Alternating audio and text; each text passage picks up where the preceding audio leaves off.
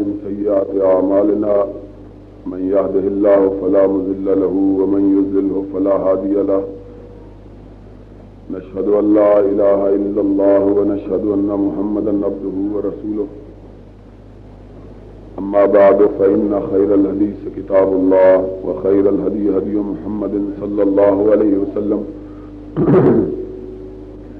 وشر الأمور محدثاتها وكل محدثة بدعة وكل بدعة ضلالة وكل ضلالة في النار. أعوذ بالله السميع العليم من الشيطان الرجيم. بسم الله الرحمن الرحيم. ومن أحسن قولا ممن دعا إلى الله وعمل صالحا وقال إنني من المسلمين. صدق الله مولانا العظيم. حضرات، آج کا اجتماع حقیقت میں صرف اس مقصد کے لیے منعقد ہوا ہے کہ جماعت کی عظیم دینی درسگاہ جامعہ محمدیہ کے طلباء کے نتائج کا اعلان کیا جائے اور وہ طلباء جنہوں نے اپنی جد و جہد سے، محنت سے، کوشش سے، کاوش سے اور تعلیم کے حصول میں لگن سے نمایاں پوزیشن اور کامیابی حاصل کی ہے، انہیں انعامات دیے جائیں، اور جو طلباء فارغ ہوئے ہیں انہیں سندات دی جائیں اور ان کی دستار بندی کی جائے۔ حقیقی بات یہ ہے کہ ہر دور میں وہ لوگ بڑی قدر و قیمت کے مالک رہے جنہوں نے اپنے آپ کو دین اسلام کی واقفیت کے لیے اور کتاب و سنت میں مہارت کے لیے وقف کیا، اور پھر علم دین کو حاصل کر کے دنیا والوں کو دینی علوم سے روشناس کروانے والے اور بہراور بنانے والے بن گئے۔ لیکن آج کے دور میں ایسے لوگوں کی اہمیت اور حیثیت میں اس لحاظ سے اور زیادہ اضافہ ہو گیا ہے کہ آج کا دور خالصتاً مادیت کا دور ہے، اور ہر شخص دنیا کی دوڑ میں لگا ہوا ہے۔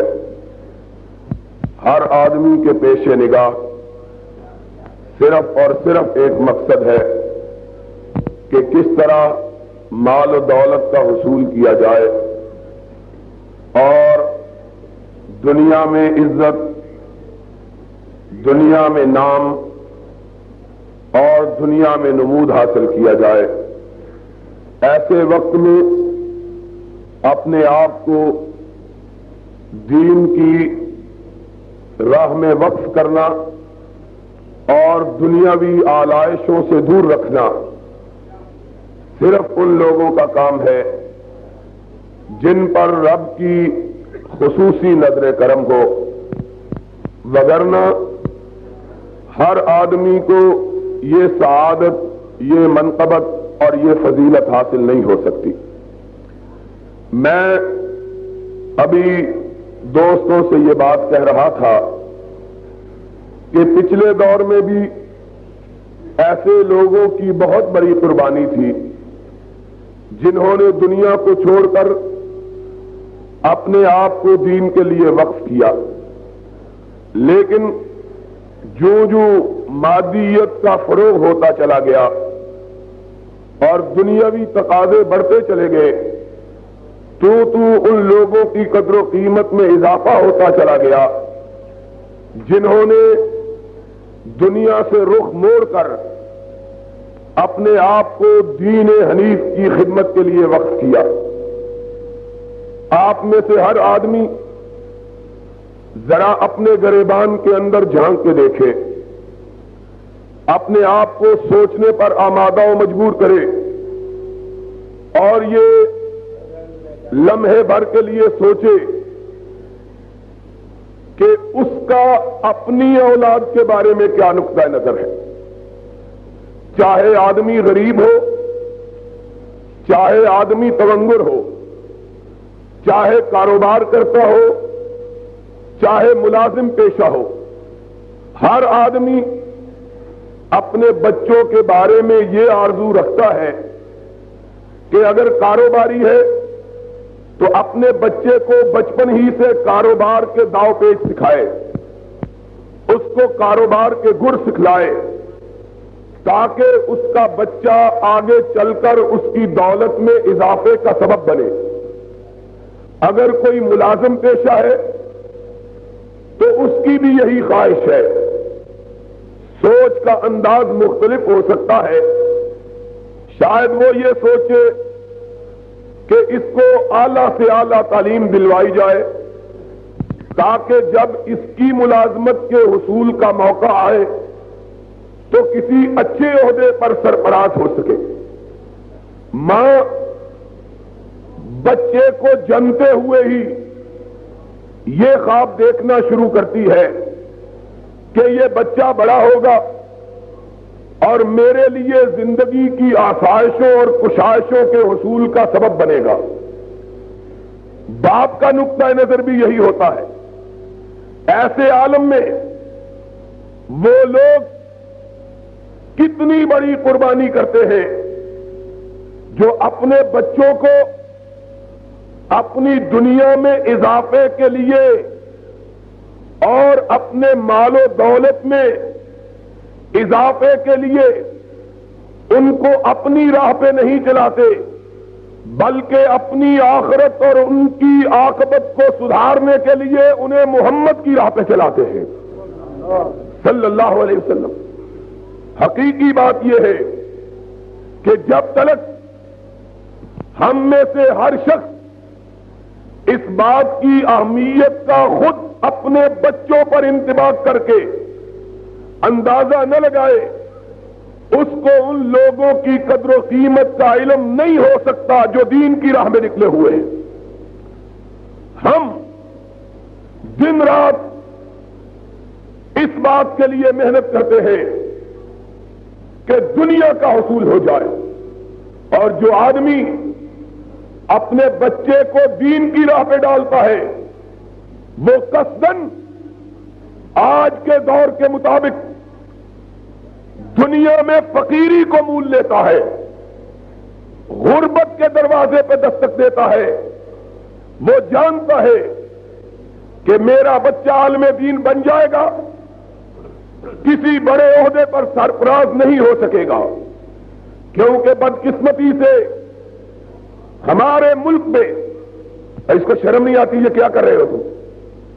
کوئی ادھر سے بولتا ہے کوئی ادھر سے بولتا ہے.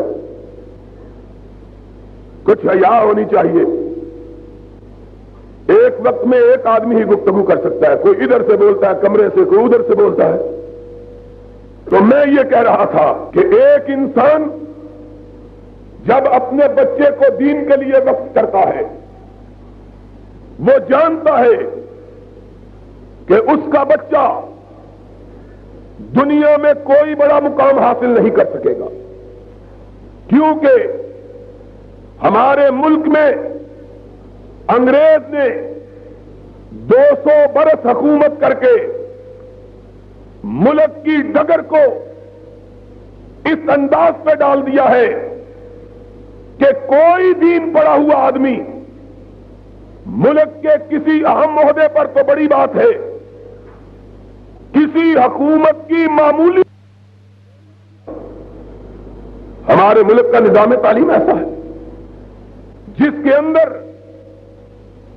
دینی تعلیم حاصل کرنے والوں کے لیے کوئی مقام، کوئی مرتبہ، کوئی عہدہ، کوئی منصب اور کوئی نوکری کی پوسٹ اس کے لیے مختص نہیں کی گئی ہے. ایسا آدمی جو اپنے بچے کو دین کے لیے وقف کرتا ہے وہ جانتا ہے کہ حکومت کے اندر تمام عہدے میرے بچے پر بند ہوں گے۔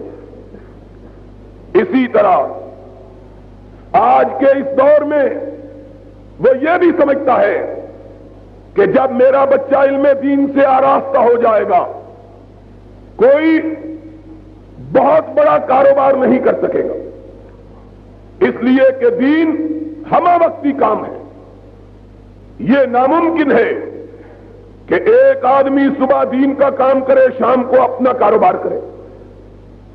جس طرح ہر چیز انسان سے اس کی پوری توجہ مانگتی ہے، اسی طرح علم دین بھی آدمی سے مکمل فراغت کا طلبگار ہوتا ہے۔ پھر اس کے ساتھ ساتھ اپنے بچے کو دین کے لیے وقف کرنے والا یہ بھی سمجھتا ہے کہ میرے بچے کو اگر اللہ نے دین کا علم عطا کر دیا، عالم بن گیا، اس کی آزمائش کے مرحلے ختم نہیں ہوں گے، بڑا ہوگا، دین کی فیلڈ میں کام کرے گا، 3600 آدمی اس کی ٹانگ کھینچنے کے لیے کھڑے ہوں گے، کوئی حسد کرے گا، کوئی بغض کرے گا، کوئی اس کو حق کی راہ سے ہٹانے کے لیے اس کے ضمیر کو خریدنا چاہے گا، کوئی اس پر بات کرنے پر پابندیاں اور قطریں عائد کرے گا، اور پھر اگر واقعی یہ صحیح طور پر علم دین سیکھ گیا تو کئی اقتدار والوں کی پیشانیوں پر اس کی بات سن کے شکنے پڑ جائیں گی۔ پھر اسے احمد ابن حنبل کے نقش قدم پہ چلنا پڑے گا، اسے ابن تیمیہ کی طرح زندگی گزارنا پڑے گی، اسے شاہ شہید کی سیرت کو زندہ رکھنا پڑے گا۔ وہ جانتا ہے کہ یہ سارے راستے کٹھنائیوں سے اٹے ہوئے، لیکن اس کے باوجود اگر کوئی شخص پھر اپنے بچے کو دین کے لیے وقف کرتا ہے تو اسے سمجھ لینا چاہیے کہ اس نے ساری کائنات کو اپنے رب کے لیے ٹھکرایا، اور اس کا رب اس کی عاقبت کو کبھی برباد نہیں ہونے دے گا۔ یقیناً اس کی آخرت، اس کی عاقبت ایسی ہوگی کہ دنیا والے اس پہ رشک کریں گے، اور عرش والے نے بھی اسی بات کا تذکرہ اپنے کلام مجید میں کیا ہے، وَمَنْ أَحْسَنُ قَوْلًا مِّمَّنْ دَعَا إِلَى اللَّهِ وَعَمِلَ صَالِحًا وَقَالَ إِنَّنِي مِنَ الْمُسْلِمِينَ۔ اور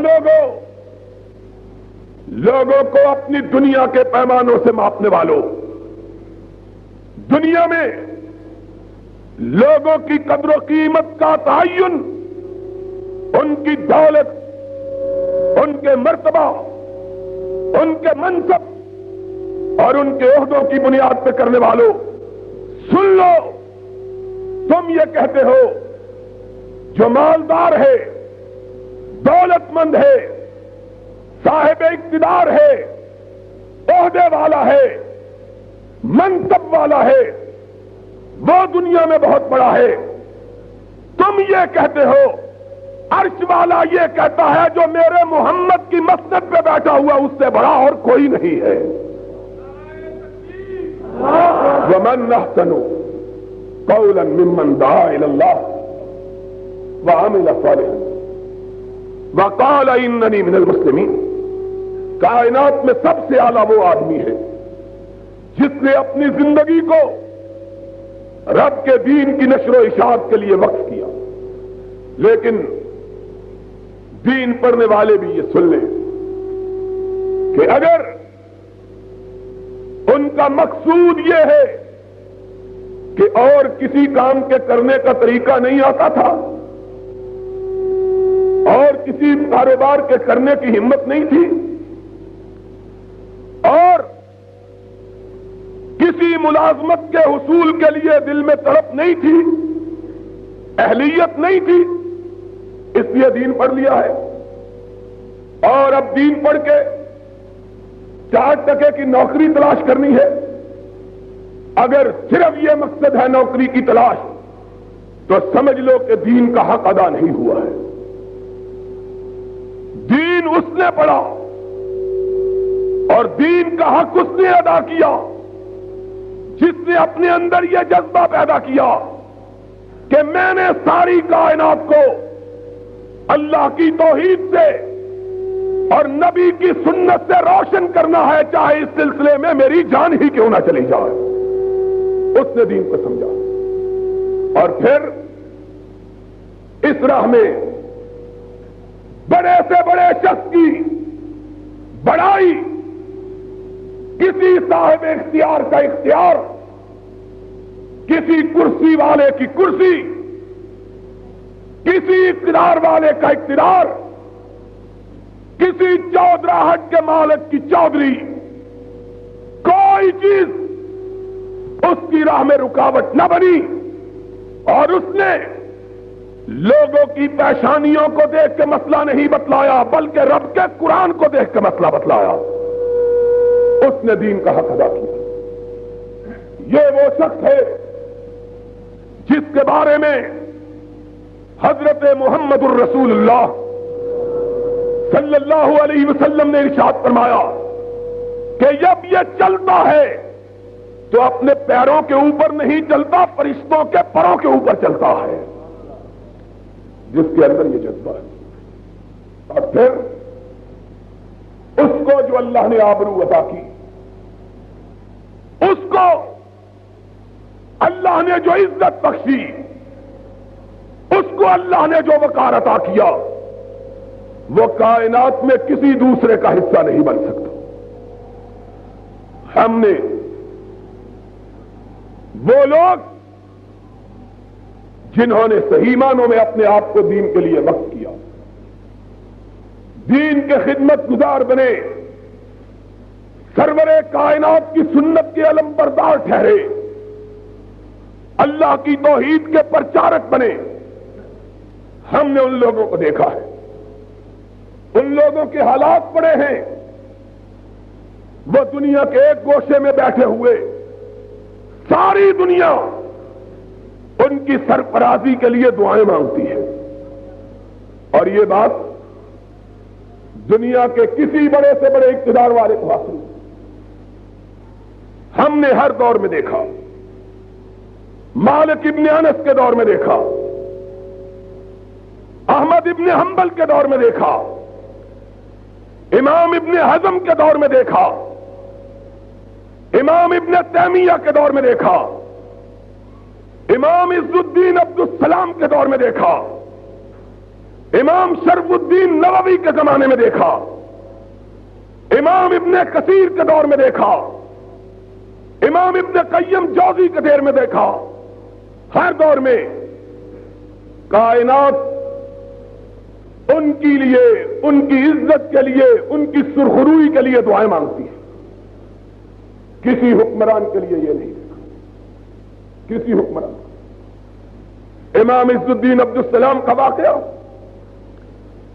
مورخین نے جلی قلم کے ساتھ لکھا ہے کہ بادشاہ نے ایک دفعہ مسلمانوں پر ٹیکس عائد کیا.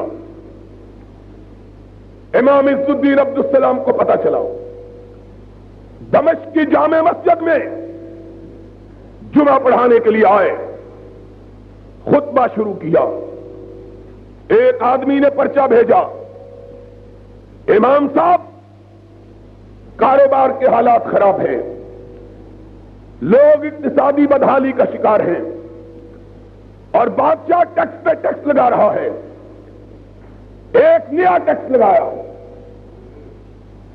امام عبد السلام نے رکا پڑا، خاموش رہے، جمعے کا خطبہ ختم کیا، سلام پھیرا، فارغ ہوئے.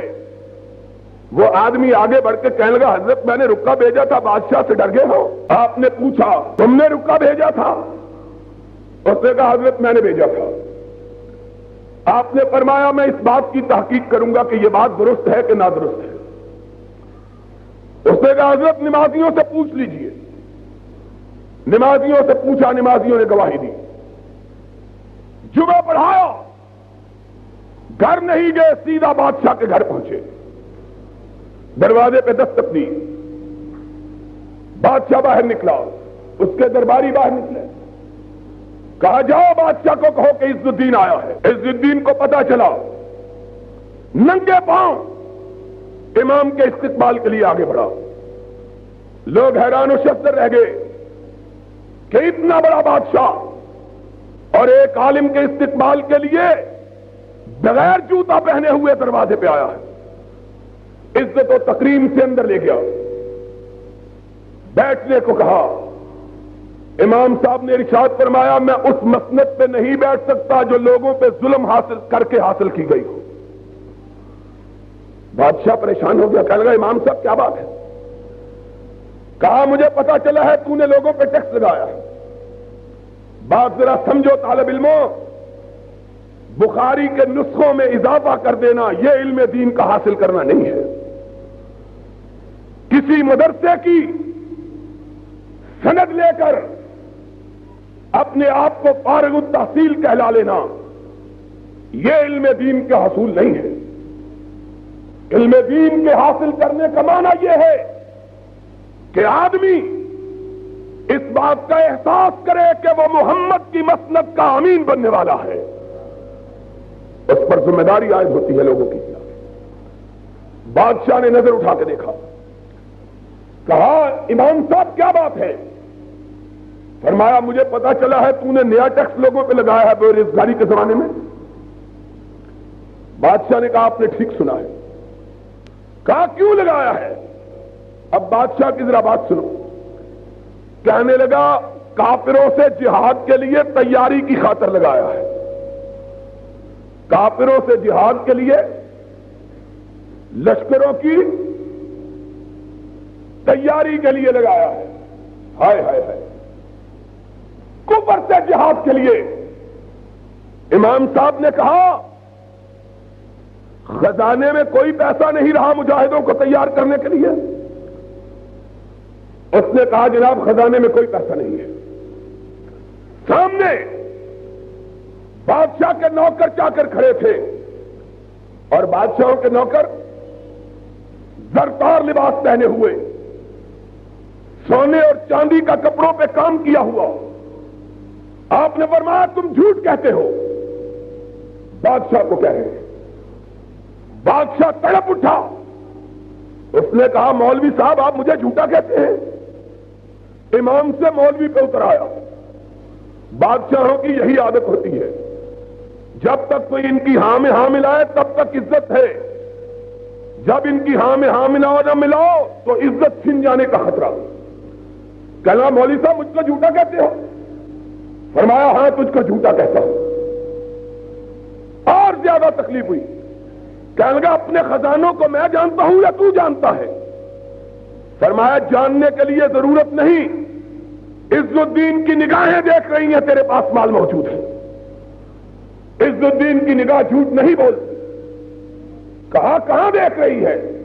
کہا یہ نوکروں کو جو سونے اور چاندی کا چڑھا ہوا لباس پہنایا ہے، قیامت کے دن جب محمد کی امت تجھ سے سوال کرے گی تو بتلاؤ جواب کیا دو گے؟ پہلے جتنے نوکر ہیں ان کے زردار لباس اترواؤ، ان کو بازار میں فروخت کرو۔ اگر ان کی فروختگی کے بعد پھر بھی مجاہدوں کی تیاری کے لیے پیسے کی ضرورت ہوگی تو عز الدین پیسے کے حصول کے لیے فتویٰ دے گا۔ جب تک یہ لباس موجود ہیں تمہیں لوگوں سے ٹیکس حاصل کرنے کی اجازت نہیں ہے۔ بادشاہ تھا، اس نے کہا امور خسرواں، امور مملکت خیش خسرواں دانت۔ بادشاہت کے امور مولویوں کو کیا پتا ہے، یہ حکمران ہی جانتے ہیں۔ آپ نے فرمایا جس مملکت کے حالات کو نبی کی مسند کے امین نہیں جانتے، عز الدین اس مملکت میں رہنا گوارا نہیں کرتا ہے۔ بادشاہ بھی خوش ہوا، کہنے لگا نکل جاؤ۔ دمشق سے نکلے، جب دمشق سے نکلے تو پورا دمشق بھی امام کے پیچھے نکل پڑا۔ بادشاہ نے دیکھا حالات بگڑ گئے، پیغام بھیجا مجھے معاف کر دو، واپس پلٹ آؤ۔ آسمان کی طرف دیکھ کے کہا اللہ میں اس شہر میں کبھی نہیں جانا چاہتا جس میں تیرا ایسا تیری رعایا پہ بادشاہ ہو جو تیری رعایا پہ ظلم کرتا ہو. میں اس شہر میں نہیں رہنا چاہتا. ابھی نگاہ نیچے نہیں گرائی تھی کہ اللہ نے اسرائیل کو بھیجا کہ جاؤ ایسے ظالم و سفاک بادشاہ کی مجھے ضرورت نہیں ہے جس کے لیے عز الدین عبدالسلام بد دعا کرتا ہے. تو بات جو کہنے کی تھی وہ یہ تھی کہ لوگوں نے علم دین حاصل کیا پھر اس کا حق ادا کیا پھر رب نے ان کی زبان میں تاثیر بھی پیدا کی. آج کون ہے جو حکمرانوں کو ٹوکے؟ آج حکمران یہ بھی کہتے ہیں ہم اندرا گاندھی سے نہیں لڑ سکتے اور روس سے بھی نہیں لڑ سکتے. دو ہی دشمن ہیں پاکستان کے. ایک طرف شمال کی سرحدوں پر روس دشمن ہے, جنوب کی سرحدوں پر انڈیا دشمن ہے. ہمارے حکمران کہتے ہیں دونوں سے نہیں لڑ سکتے. دونوں سے نہیں لڑ سکتے تو ٹیکس کیوں لیتے ہو ہم سے لڑنے کے لیے؟ پھر یہ تیاری کس کے خلاف ہے؟ اسلحہ کس کے خلاف؟ انڈیا سے تم نہیں لڑ سکتے, روس سے تم نہیں لڑ سکتے, تو پھر اسلحہ ہمارے ساتھ لڑنے کے لیے لے رہے ہو کس کے لیے؟ لیکن آج ٹیکس پہ ٹیکس لگے ہوئے ہیں. کوئی آدمی بولنے کی جرت. حق کہنے والے کہاں گئے؟ حق کہنے والے کہاں گئے؟ حق کہنے والے اس لیے ناپید ہو گئے کہ آج بعض لوگوں نے, میں سب کی بات نہیں کرتا, بعض لوگوں نے علم دین کو بھی دنیا کے حصول کا ذریعہ بنا لیا. یاد رکھو علم دین دنیا کے حصول کا ذریعہ نہیں بلکہ رب کی رضا کے حصول کا ذریعہ ہے. اور وہ شخص جو علم دین اس لیے پڑھتا ہے کہ رب راضی ہو جائے, کائنات کے رب کی قسم روئے زمین پر اس سے افضل کوئی مخلوق نہیں ہے. لیکن شرط یہ ہونی چاہیے کہ آدمی جب علم دین حاصل کرے تو پیش نظر صرف یہ بات رکھے کہ میں نے رب کی رضا چاہنی ہے. کائنات ناراض ہوتی ہے ہو جائے. آج کیا ہے؟ آج بیچارے غریب مولوی اپنی مسجد میں وہ مسئلہ بیان نہیں کر سکتے جس مسئلے کو حق سمجھتے ہیں. کیوں؟ اس لیے کہ مسجد کا متولی اس مسئلے کو بیان کرنے کی اجازت نہیں دیتا. یہ اس مسئلے کی زد اور چوٹ مسجد کے متولی پہ پڑتی ہے. متولی سود کھاتا ہے, سودی لین دین کرتا ہے, سودی کاروبار کرتا ہے. مولوی ساری عمر سود کے مسئلے سے اس طرح بچ بچا کے گزر جاتا ہے جس طرح ہمارے صدر صاحب انتخاب کے نام سے گزر جاتے ہیں. نام ہی نہیں لیتے, نام ہی نہیں لیتے. ساری عمر سود کا مسئلہ بیان نہیں کرتا. مولوی سمجھتا ہے کہ وہ گھرانہ جس گھرانے میں صبح کا آغاز گانے بجانے سے ہوتا ہے اور صبح کا انجام, صبح کا اختتام, دن کا اختتام ٹی وی کی فلم پر ہوتا ہے, اس گھر میں رب کی رحمت کا فرشتہ کبھی داخل نہیں ہوتا. مولوی یہ سمجھتا ہے لیکن مسئلہ بیان نہیں کرتا. اس لیے کہ مسجد کے متولی حاجی صاحب, میاں صاحب, چودھری صاحب, خان صاحب, مرزا صاحب, ان سب کے گھروں میں ٹی وی بھی رکھے ہوئے ہیں, وی سی آر بھی رکھے ہوئے ہیں. مسئلہ کیسے بیان کرے؟ مولوی جانتا ہے مسئلہ کہ مسلمانوں کے گھر کی علامت یہ ہے کہ دن کا آغاز قرآن کی تلاوت سے اور دن کا اختتام قرآن کی تلاوت سے. پہلے زمانے میں جب ہندو اس جگہ رہتے تھے, اکٹھے لوگ رہتے تھے, ہندوؤں اور مسلمانوں کے محلوں کی پہچان تھی. اور وہ پہچان کیا تھی؟ مسلمانوں کے محلوں میں صبح دم قرآن کی آواز آتی, ہندوؤں کے محلے سے گانے بجانے کی آواز آتی. کیا جی حاجی صاحب ٹھیک ہے؟ ہندوؤں کی عبادت گانا بجانا, مسلمانوں کی عبادت قرآن پڑھنا, قرآن پڑھانا. ہندوؤں کے گھروں میں صبح کا آغاز گانے بجانے سے ہوتا، مسلمانوں کے محلوں میں قرآن پڑھنے پڑھانے سے ہوتا۔ آج کون حق بیان کرے؟ حق بیان کرے لوگ کہیں گے مولوی بڑا تنگ دل ہے۔ مولوی کا دل کتنا کھلا ہونا چاہیے جس میں ساری جہنم اندر آ جائے؟ وہ مولوی کھلے دل کا ہے جو لوگوں کی رضا اور منشا کے مطابق مسئلے بتلائے۔ اگر کسی شخص نے دین اس لیے پڑھا کہ لوگوں کی رضا کے مطابق چلے، رب کی رضا کو چھوڑ دے، تو سمجھ لے کہ اس کے بارے میں عرش والے نے قرآن میں کہا ہے کہ مثل الحمار یحمل اسفارا، یہ وہ گدھا ہے جس پہ کتابوں کی چھت ڈالی ہوئی ہے، چھت لگی ہوئی ہے، لیکن اس اللہ تو گھونٹ دیا اہل مدرسہ نے تیرا، تو پھر اللہ اکبر کی لا الہ الا اللہ کی صدا کہاں سے آئے؟ ہم کہتے ہیں توحید کا درس دو، اور توحید کا معنی ہے کہ اللہ کے سوا کوئی خالق و مالک و رازق۔ توحید یہی ہے کہ نہیں ہے؟ بولو، توحید کا معنی کیا ہے؟ کہ اللہ کے علاوہ کوئی خالق مالک رازق، یہ تو توحید ہے کہ پیر نہیں دے سکتا، فقیر نہیں دے سکتا، یہ عقیدہ تو ہے، لیکن یہ بھی عقیدہ ہے کہ مسجد کا متولی دے سکتا ہے۔ سن لو میرے فارغ ہونے والے دوستوں اور بھائیوں، جس نے لوگوں کی پریشانیوں کو دیکھا، رب کے قرآن کو نہ دیکھا، اس کی دنیا بھی برباد، اس کی آخرت بھی۔ دنیا کو برباد کر کے دین کی طرف آیا ہے، دنیا چھوڑ کے آیا ہے دین کی طرف۔ دنیا پہلے چھوڑ چکا، لوگوں کی رضا کے لیے دین اب چھوڑ رہا ہے۔ اور ایسا بندہ کبھی پھر حق کی بات کہنے کی جرت کر سکتا جو چھوٹے خداؤں کے سامنے نہیں بولتا، اس نے بڑے خداؤں کے سامنے کیا بولنا ہے؟ احمد ابن حنبل ابھی پچھلے دنوں میں سعودی عرب میں تھا، ایک یونیورسٹی میں میرا خطاب تھا، یونیورسٹی کے طالب علموں میں مجھ سے کہنے لگے جناب پاس نامے میں پہلے گفتگو کر، ہم احمد ابن حنبل کے ماننے والے، ہم ابن تیمیہ کے ماننے والے۔ میں نے کہا جھوٹ کہتے ہو، احمد ابن حنبل کے ماننے والے تم نہیں ہو۔ احمد ابن حنبل کا ماننے والا وہ ہے جو نہ چھوٹے خداؤں کو مانتا ہے نہ بڑے خداؤں کو مانتا ہے، وہ صرف وہ ہے جو محمد کے خدا کو مانتا ہے صلی اللہ ہو۔ احمد ابن حنبل آدمی جب بھی ان کی بات کرے، جب بھی ان کا واقعہ سنے، جب بھی ان کے حالات پڑے، آدمی کے اندر ایک نئی زندگی پیدا ہو۔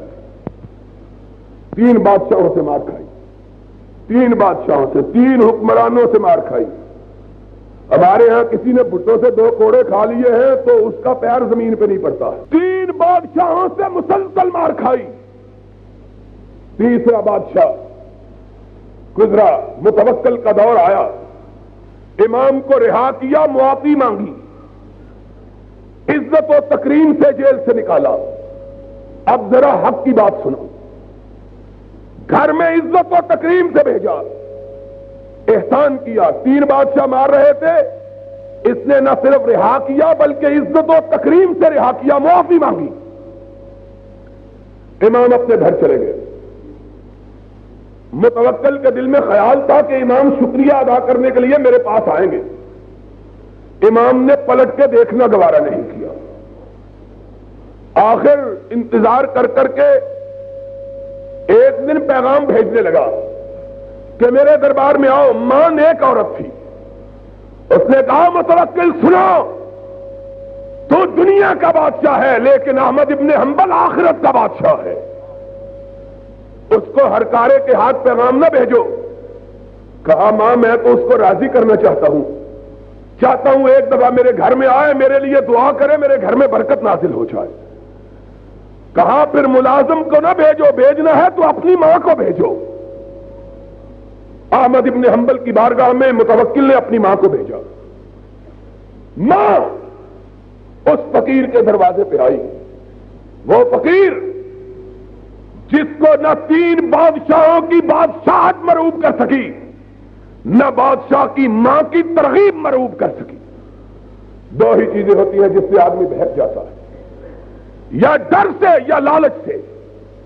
سن لو، اور آج کل کے مولوی بغیر دونوں چیزوں کے بک جاتے ہیں۔ ڈر کی بھی ضرورت نہیں، لالچ کی بھی ضرورت نہیں، یہ اتنے بے نفس ہیں کہ بغیر قیمت کے ہی بکنے کے لیے تیار ہیں۔ مولیوں گاجروں سے زیادہ سستے ہو گئے، کہتے ہیں تم ہم پہ نظر کرم ڈال دو، ہم تمہارے باپ دادے کے غلام ہیں۔ چھوڑ دو پھر مولویت کا نام۔ مولویت غلامی کا نام نہیں، کائنات کی آقائی کا نام ہے۔ سن لو بات کو، لالچ یا پھسلا دیتا ہے یا ڈر بہکا دیتا ہے۔ تین بادشاہوں نے ڈرا کے دیکھا، پاؤں میں لغزش نہ آئی۔ بادشاہ کی ماں خود دروازے پہ دستک دیتی ہوئی آئی، تب بھی پائے سوات میں لغزش نہ آئی۔ بیٹا عبداللہ اندر جا کے خبر دیتا ہے، بابا بادشاہ کی ماں آئی ہے۔ اور بادشاہ کسی چھوٹے سے ملک کا، ساری کائنات اسلامی کا ایک بادشاہ، عجم سے لے کر عرب تک، شام سے لے کر روم تک، یونان سے لے کے پاکستان تک ایک بادشاہ، اسلامی دنیا کا حکمران۔ کہا بادشاہ کی ماں آئی ہے۔ احمد ابن حنبل نے اپنی نگاہ اٹھائی، فرمایا جاؤ اس سے پوچھو کیا کہتی ہے۔ کہا بابا آپ سے ملنا چاہتی ہے۔ کہا بلا لو۔ بادشاہ کی ماں آئی، ادب سے سلام کیا، پردے کے پیچھے بیٹھی، کہنے لگی امام میں اپنے بچے کی طرف سے معافی مانگنے آئی ہوں۔ ہاتھ دعا کے لیے اٹھائے، کہا میں معافی دینے والا کون، اللہ تیرے بیٹے کو معاف کرے۔ اب کیا کہتی ہے؟ کہنے لگی امام ایک دن میرے بچے کے گھر تو آ جاؤ۔ ہائے ہائے ہائے۔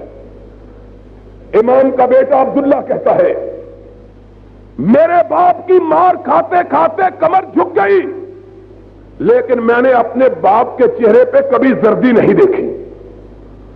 کوڑے پڑ رہے ہیں، چہرہ تنا ہوا ہے، بوڑھا ہو گیا۔ اور سیرت نگاروں نے لکھا اتنے پتلے اور اتنے دبلے ہو گئے مار کھا کھا کے کہ ہوا چلے تو اس میں اڑ جائیں، اتنے کمزور۔ کہا مار پڑی، کوڑے پڑے، کبھی چہرے کا رنگ نہیں بدلا۔ جب بادشاہ کی والدہ نے کہا میرے بیٹے نے تجھ کو اپنے محل میں بلایا ہے، تو امام کا چہرہ بدل گیا۔ خاتون نے پوچھا، امام جواب نہیں دیتے، آنکھوں میں آنسو آ گئے۔ فرمایا میں اس گھر میں کیسے جا سکتا ہوں جس گھر میں رب کی نافرمانی کی جاتی رہی ہو؟ اس گھر میں کیسے جاؤں؟ میں اس گھر نہیں جا سکتا جس گھر میں رب کی نافرمانی کی جاتی رہی ہے۔ ماں طرف اٹھی، کہنے لگی میرے بیٹے کو میں نے کہا تھا معاف کر دو۔ کہا معافی اور بات ہے، رب کی نافرمانی اور بات ہے۔ دعا مانگتا ہوں لیکن اس گھر میں نہیں جاتا۔ ماں مایوس ہو کے پلٹ گئی، متوکل طرف اٹھا، کہنے لگا ماں ایک دفعہ بلا لو، میرے گھر نہیں آتے اپنے گھر ہی بلا لو۔ امام ابن کثیر نے لکھا ماں مجبور ہو کے پھر گئی، کہنے لگی میرے بیٹے کے گھر نہیں آتے، بادشاہ کے محل میں نہیں جاتے تو میرے گھر تو آ جاؤ۔ بہت مجبور کیا، منتیں کی، خوشامدیں کی، گھر والوں نے بھی آمادگی کا اظہار کیا، امام مان لو یہ بوڑھیا ہے، عقیدت سے بتاتی ہے۔ امام چل پڑے۔ عورت نے اپنے بیٹے کو خبر دی، قسم قسم کے کھانے لے کے آیا اپنی والدہ کے گھر میں، امام کی بارگاہ میں حاضری کے لیے۔ کھانے کا وقت ہوا، امام کے سامنے کھانا رکھا۔ اللہ اکبر، احمد کا بیٹا ساتھ ہے عبداللہ۔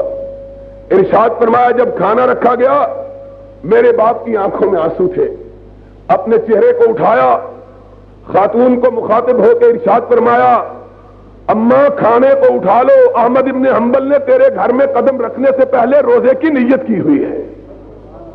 اس گھر کا کھانا بھی نہیں، گھر میں کھانا بھی گوارا نہیں۔ یہ لوگ تھے۔ اور پھر امام ابن کثیر نے لکھا ہے، اور میں اس پہ اضافہ کرتا ہوں کہ آج امام احمد کو گزرے 1200 سال گزر گئے، اسلام کی 1400 سالہ تاریخ میں کسی شخص کا اتنا بڑا جنازہ نہیں ہوا جتنا احمد ابن حنبل کا ہوا آج تک۔ آج کا زمانہ جو ٹیلی ویژن کا، ریڈیو کا، ٹیلی فون کا، اخبارات کا، وائرلیس کا زمانہ ہے۔ پل بھر میں ایک جگہ کی خبر دوسری جگہ، اور پل بھر میں ایک جگہ کے لوگ دوسری جگہ منتقل ہو جاتے ہیں۔ آج تک کسی شہنشاہ کا، کسی بادشاہ کا، کسی بڑے سے بڑے آدمی کا اتنا بڑا جنازہ آسمان نے نہیں دیکھا جتنا بڑا جنازہ احمد ابن حنبل کا دیکھا تھا۔ امام ابن کثیر جیسے ثقہ آدمی نے لکھا کہ لوگوں نے احمد ابن حنبل کے جنازہ پڑھنے والوں کی تعداد کو گنا، وہ لوگ جن کو گنا جا سکا ان کی تعداد 12 لاکھ سے زیادہ تھی اس زمانے، 12 لاکھ سے زیادہ۔ اور ارشاد فرماتے ہیں یہ وہ لوگ تھے جن کو گنا جا سکا، اور جن لوگوں نے چھتوں پر دجلہ کے اندر کشتیوں پر امام کا جنازہ پڑا ہے ان کی تعداد کو گنا نہیں جا سکتا۔ کیا سنا کہ اللہ کی رضا چاہیے، کائنات میں کسی دوسرے کی پیشانی کو دیکھنا گوارا۔ علم دین کا معنی یہ ہے لوگ حسد کریں، اور حسد یہ بھی سن لو، حسد علم دین کے طالب علموں کی پہلی منزل ہے۔ جو بندہ اس منزل کو پار نہیں کرتا وہ کبھی دین کی خدمت کر سکتا؟ شیطان کو اللہ نے پیچھے لگایا ہوا ہے۔ دل توڑو، جتنا حسد اس طبقے میں ہے اتنا اور کسی طبقے میں حسد پایا جاتا، اور اللہ نے آزمائش کے لیے یہ بات رکھی ہے۔ دیکھتا ہوں قدموں میں ڈگمگاہٹ تو نہیں آ جاتی۔ تو لوگوں یاد رکھو، آج وہ شخص جو علم دین کے لیے اپنے آپ کو وقف کرتا ہے، کائنات میں کوئی دوسرا شخص اس کی عزت و عظمت کا مقابلہ کر سکتا؟ شرط یہ ہے کہ وہ دین پڑھے اور اپنے پیش نظر صرف اللہ کی رضا رکھے، بندوں کی رضا جوئی کی خواہش۔ دنیا ناراض ہوتی ہے تو ہو جائے، دنیا والے ناراض ہوتے ہیں تو ہو جائیں، عرش والا ناراض نہ ہو۔ جب تک یہ جذبہ انسان کے اندر پیدا نہ ہو وہ صحیح معنوں میں سرور کائنات کی مسند کا امین بننے کا حق رکھتا۔ حضرت محمد الرسول اللہ صلی اللہ علیہ وسلم نے خود اپنی زندگی پاک سے اس بات کا درس دیا۔ ساری خدائی ایک طرف، محمد الرسول اللہ اکیلے ایک طرف۔ لوگوں نے کہا اے محمد ساری قوم دشمن بن گئی ہے۔ فرمایا ہو گئی ہے تو ہو جائے، لیکن مجھے دنیا کی پرواہ نہیں۔ ان ولی اللہ الذی نزل الکتاب وہو یتولی الصالحین۔ دنیا ناراض ہوتی ہے تو ہو جائے، دنیا کا مالک ناراض نہ ہو۔ یہ ایک مومن کی، ایک دین کے طالب علم کی، ایک دین کے پڑھانے والے کی، ایک دین کا سبق سکھلانے والے کی، ایک دین کا درس دینے والے کی یہ منزل اور پیش نظر یہ بات ہونی چاہیے۔ اور آج کے دور میں تو دین کی راہ اور کٹھن ہو گئی۔ ایک طرف حکمران مخالف، دوسری طرف نئی تہذیب کے فرزند مخالف، تیسری طرف وہ لوگ مخالف کہ دین جن کے مفادات پہ چوٹ مارتا ہے۔ آج کے اخبار میں آپ نے پڑھا ہے کہ مسلمانوں کے عظیم مطالبے کی بنیاد پہ ختم نبوت کا مسئلہ حل ہوا ہے کہ نہیں؟ تو بولو، مسئلہ حل ہوا ہے کہ نہیں؟ تھوڑا سا حل ہوا ہے۔ دونوں کو تکلیف ہے، سن لو، حکمرانوں کو بھی تکلیف ہے، جدید تہذیب کے فرزندوں کو بھی تکلیف ہے، دونوں کو تکلیف۔ بعض جاہل مولویوں نے فتوے دیے، حکومت کا شکریہ، حکمرانوں نے بڑی مہربانی کی ہے۔ حکمران اگر مہربانی کرنے والے ہوتے تو 7 سال انتظار کیا کرتے رہے؟ حکمرانوں نے مہربانی نہیں کی، قوم نے نبی کی ختم نبوت کے مسئلے پر قربانی دینے کا عزم کر کے حکمرانوں کو ماننے پر مجبور کیا ہے، حکمرانوں کو ماننے پر مجبور کیا۔ تکلیف حکمرانوں کو بھی ہے، وہ بھی بتلاتا ہوں کیسے کیا گیا، سنا ہے؟ اور بولو ایسا معلوم ہوتا ہے جیسے قبرستان میں تقریر کر رہا ہوں، سنا ہے کہ نہیں؟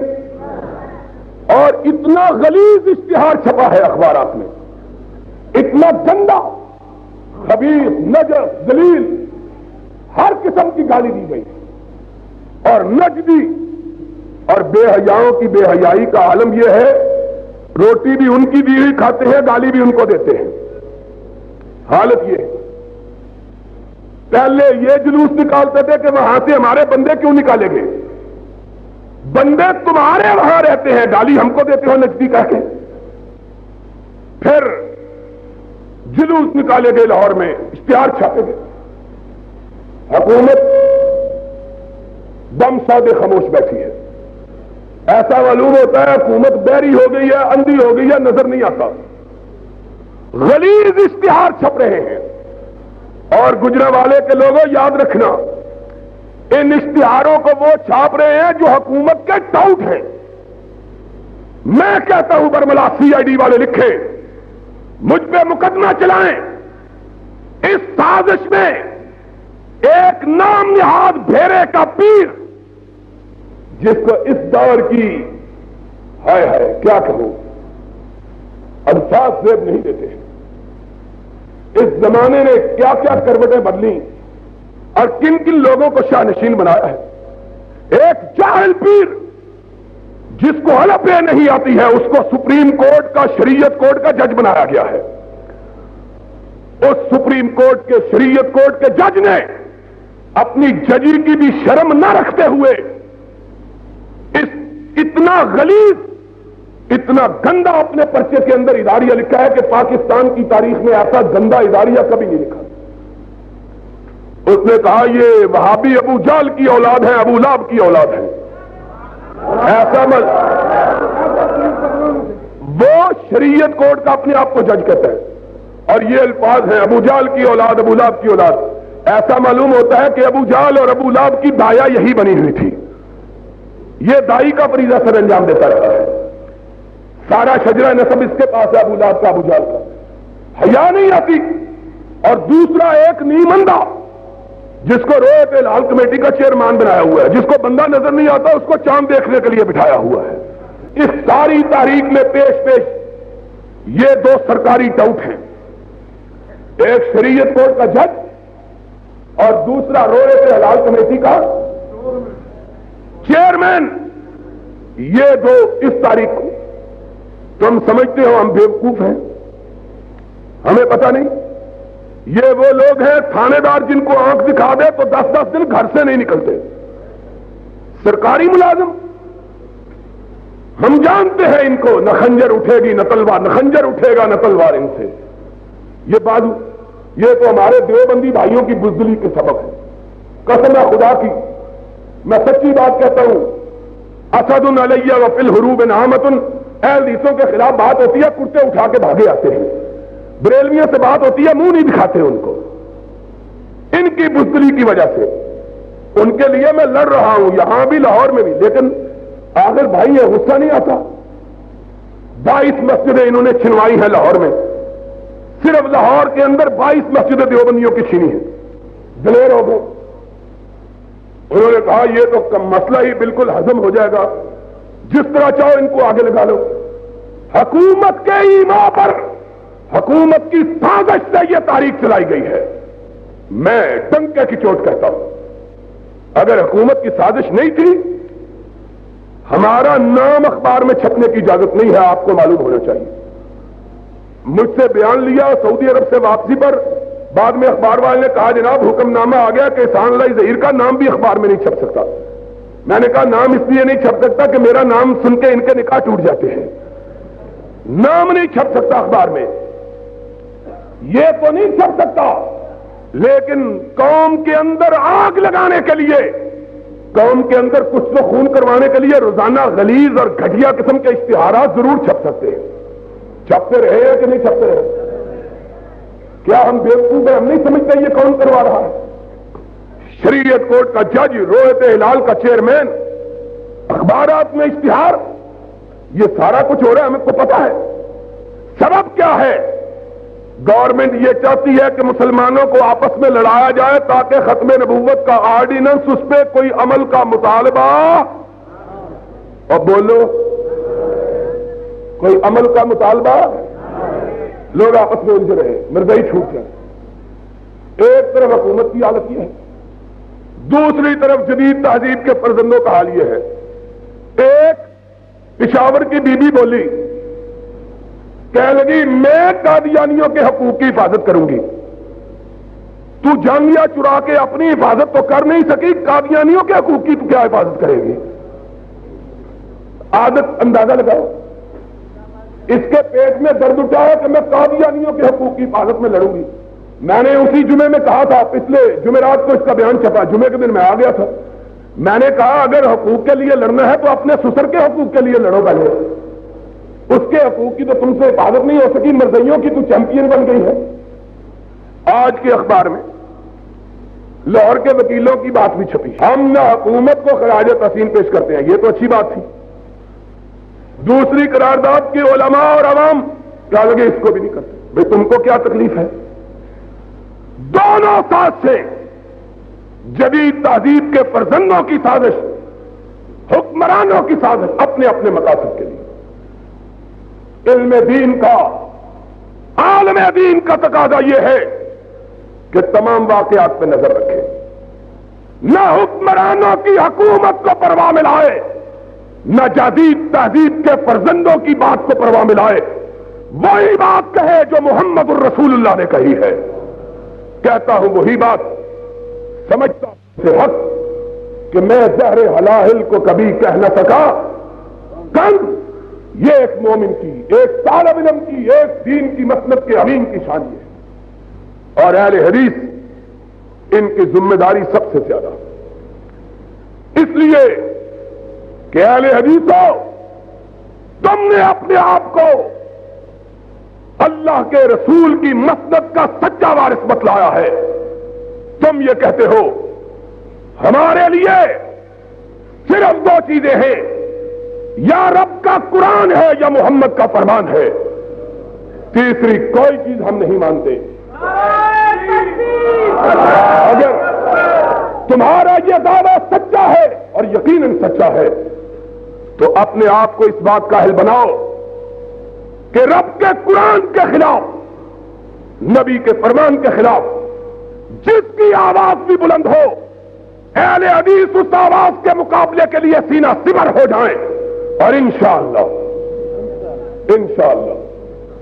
ہم نے اس بات کا حلف اٹھایا ہے، جب تک جسم میں سانس کی آمد و رفت باقی ہے، پاکستان میں محمد کا پرچم نیچے نہیں گرے گا انشاءاللہ۔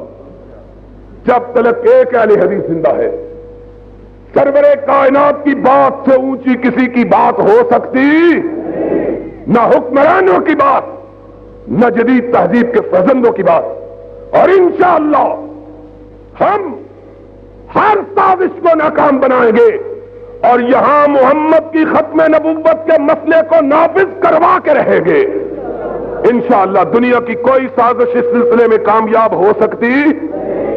آخر میں جامعہ محمدیہ کے منتظمین کو، اس کے مدرسین کو، ان لوگوں کو جو مالی، جانی، بدنی کسی قسم کی بھی اس جامعہ کے چلانے میں مدد کرتے ہیں، ان کو مبارکباد دیتا ہوں، اور پھر طالب علموں سے کہتا ہوں، طالب علموں آج تمہارے مسلک کو ایسے فرزندوں کی ضرورت ہے جو حق بات کے لیے اپنی گردن کے کٹانے کا جذبہ رکھتے ہو، غیر خدا کے سامنے اپنی گردن کے جھکانے کی بات نہ رکھتے ہو۔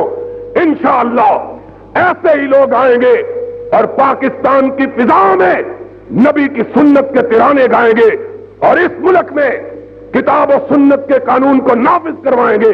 وآخر دعوانا ان الحمدللہ رب العالمین۔ اے اللہ تمام مسلمان بیماران صحت کاملہ عاجلہ عطا فرما، اے اللہ تمام مسلمانوں دیا مصیبت پریشانی دور فرما، اے اللہ تمام مسلمانوں کی اتحاد اور اتفاق پیدا فرما، اے اللہ تمام مسلمانوں حبیب کے نقش قدم تے چلنے کی توفیق عطا فرما، اے اللہ جو بے نماز ہیں اللہ انہوں نماز پڑھنے کی توفیق عطا فرما، اے اللہ جو بے اولاد ہیں اللہ انہوں نیک اولاد نصیب فرما، اے اللہ تمام مسلمانوں دین حق دی تبلیغ کرنے دی توفیق عطا فرما۔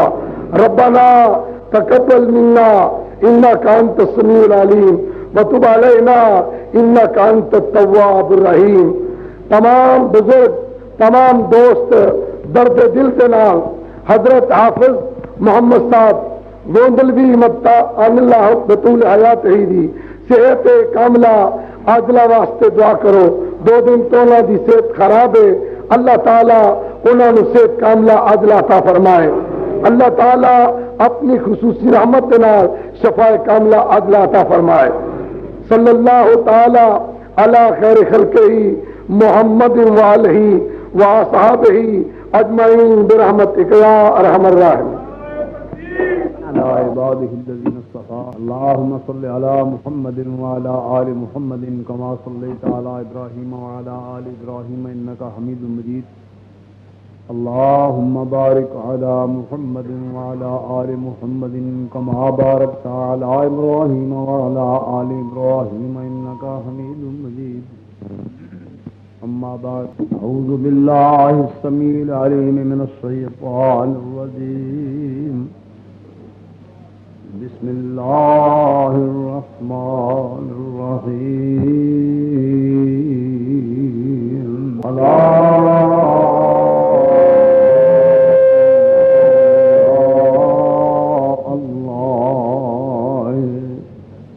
لا خوف عليهم ولا هم يحزنون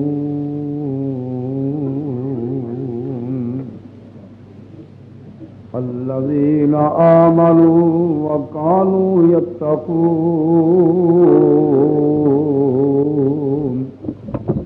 لهم البشرى في الحياة الدنيا وفي الآخرة لا تبديل لكلمات الله ذلك هو الفوز العظيم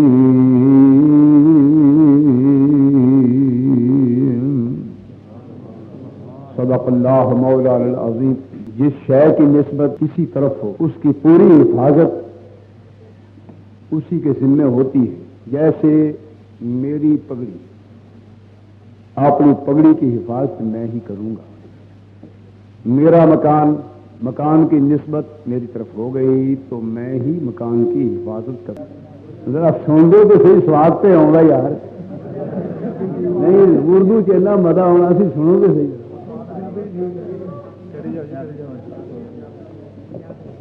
آپ صاحب بھی اردو پسند آئی ہے، میری نہیں پسند آئی۔ اچھا تھوڑی مرضی بھائی، نواں کراچی میں آیا سا، میں آتا چلو میں بھی واری وار۔ اچھا بھائی نہیں تو نہ صحیح، اللہ تعالیٰ توفیق نصیب فرمائے۔ میں جڑی آیت پڑھی انہوں کا ترجمہ پہلے سن لو۔ الا خبردار ان اولیاء اللہ، بے شک جڑے اللہ دے ولی نے، لا خوف علیہم ولا هم یحزنون،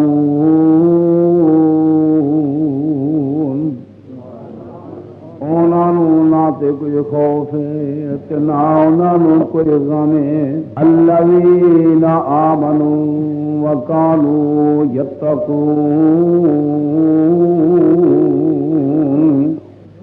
او لوگ جڑے ایمان لے آئے تے انہوں نے پرہیزگاری اختیار کی تھی، تقوی دی زینت نال مزین ہو گئے۔ لہم البشرى فی الحیات الدنیا وفی الآخرہ